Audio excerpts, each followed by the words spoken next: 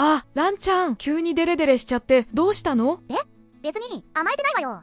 みんなの猫ちゃんも急に甘えてくることない？これ、実は理由があるんだよ。一つ目は、自分に注目してほしいとき。ランちゃんみたいにお腹が空いた時もこれだね。